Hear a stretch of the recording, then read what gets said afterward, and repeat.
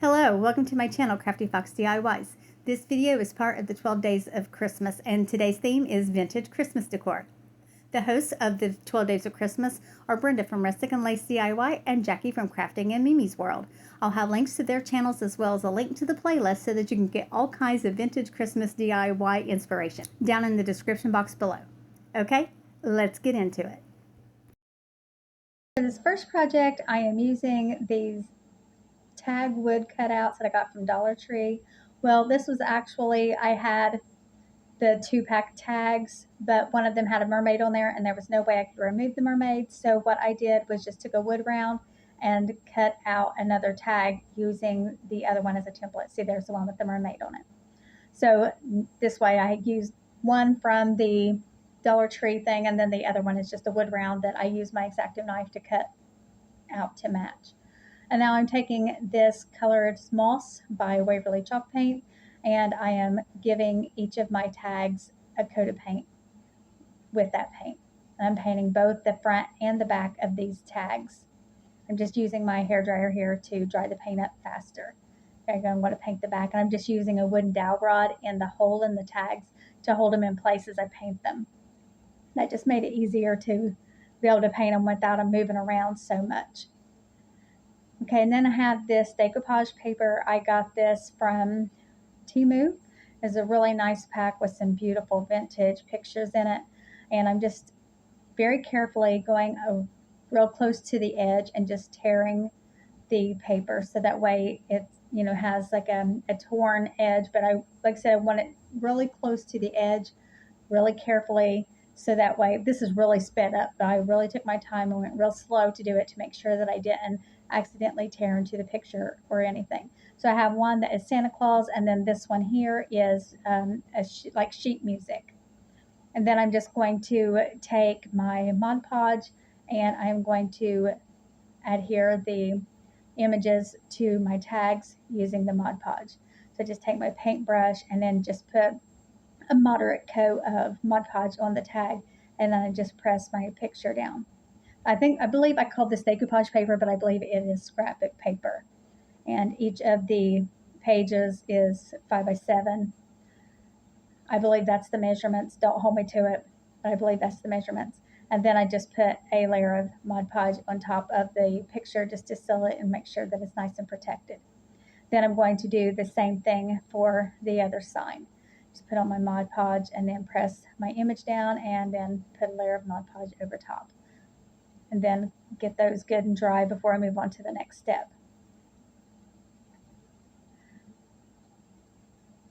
Okay, and there you have those.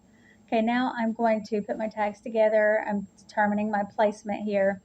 And then I wanted to decide if I was going to use this ribbon or not. And I decided I didn't like that ribbon. So I don't use that ribbon to put in the holes in the tags, but I do take some hot glue and glue the tags down in place where I want them. This is the position that I want them to stay in. So I just went ahead and did that. And then I'm going to take that ribbon out, and instead I'm going to use some jute twine, and I'm going to thread that through, and this is how I'm going to make my hanger for the tag. But you could also use this just as a shelf sitter or stander, I guess, which is probably what I'm going to be doing with it. And I still wanted to use this ribbon on there. It's buffalo check and has little snowflakes on it. I also got it at Temu, but I'm just going to use it as a bow on my tag. So I'm taking this greenery. I got a big old pack of this greenery from Temu, and then I'm just going to put some of these little pine picks on there and glue those down, and then glue my bow on top.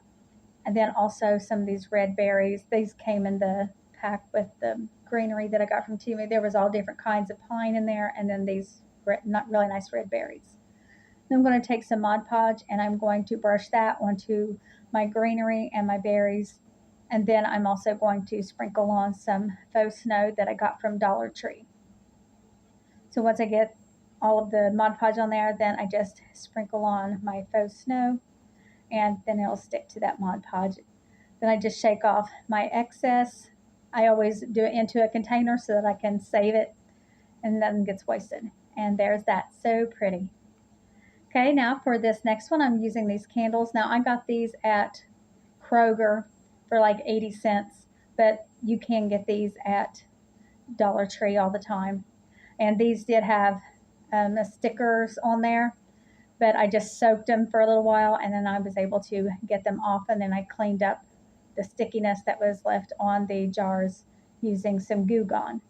And then I had these other images that were in the same pack that I got the other ones in, the scrapbook paper, and I am just using my Mod Podge to adhere those to these candles.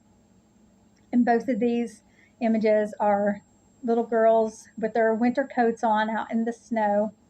And so I'm taking the Mod Podge and I am also going onto the snow that is in the picture and putting the Mod Podge where the snow is and then sprinkling on faux snow on top. And then, like I said, I do have two of these that I'm making.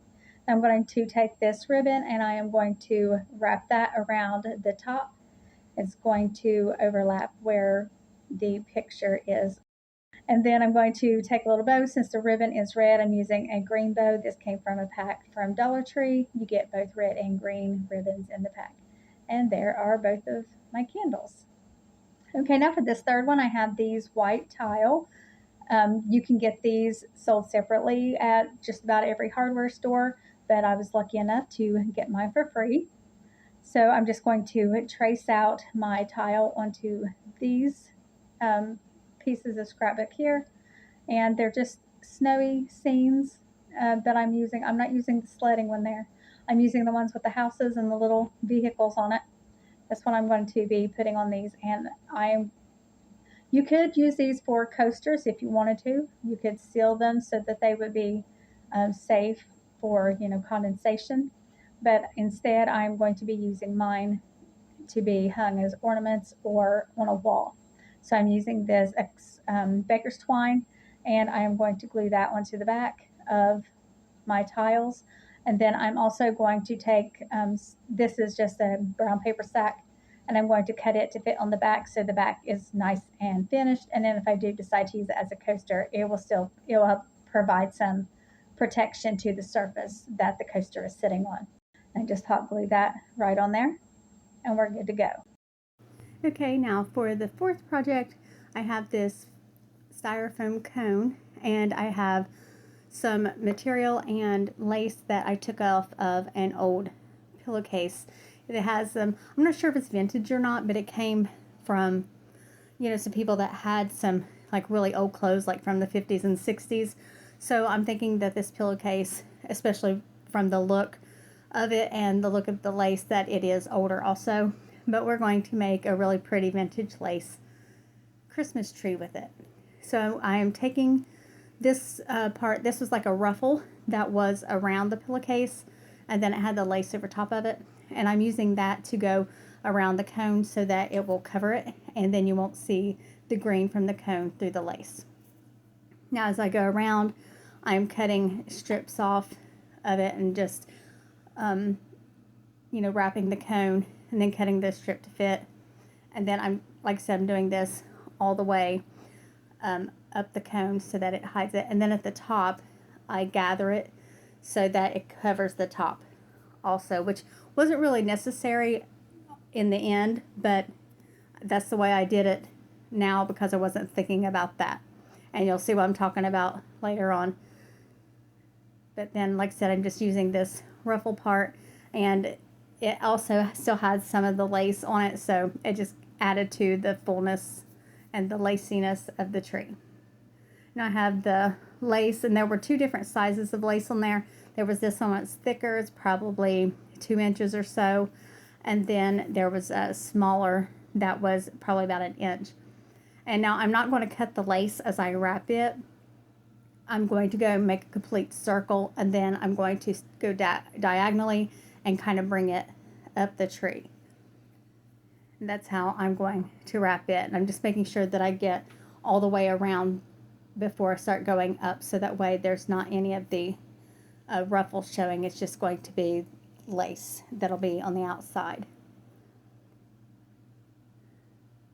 I'm just going to keep going around doing the same thing. I'm going to go make sure I go all the way around, meet back where I started, and then once I get to here where the cone is smaller at the top, I don't want to use this larger ribbon. I want to use one of the smaller pieces because this larger ribbon just bunched up too much on the top.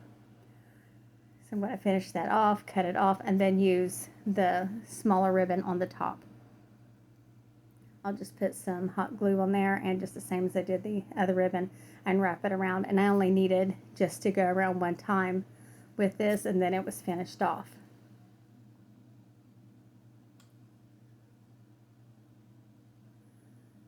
Just finish gluing that,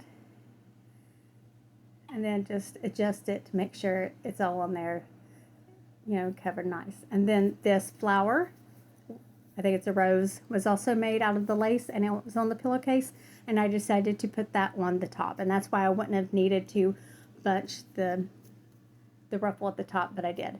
And then I just have an old costume jewelry necklace, and I cut it apart to get the little pearl beads off of there. I thought this was a perfect touch for a vintage looking tree. And then I'm just going to randomly glue these little pearls. They're not round. They've got a little shape to them, and I think that helps add to the dressiness of it. And I'm just randomly gluing those on using some hot glue. And I'm also going to add a few to the rose on the top. Just dress it up a little more. Then add in some, you know, in some bare spots that I found. And there's that. Okay, let's take one final look at all of these projects.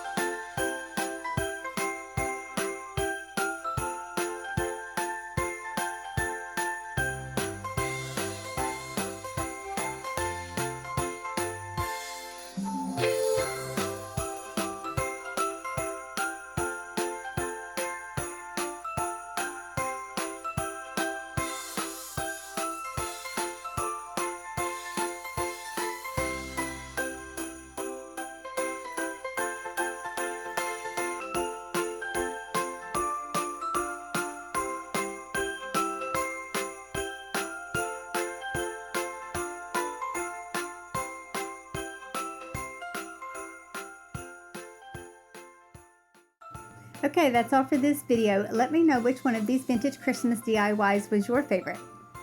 Be sure to check the description box for links to the host channels as well as a playlist down in the description box below. Thank you so much for watching, and I'll see you in the next one.